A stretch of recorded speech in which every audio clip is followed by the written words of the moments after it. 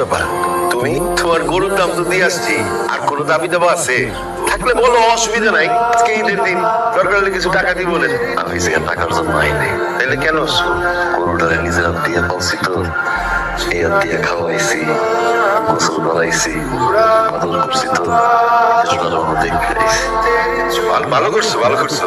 চলো, ওই কোরবানি হয়ে গেলে কোরবানির মাংস নিয়ে যাও। আসো মাস্টার ঠিকঠাক মতো আদর করছে, কথা কই না, রাগ করছো, ভালো লাগে খালি হয়ে গেছে।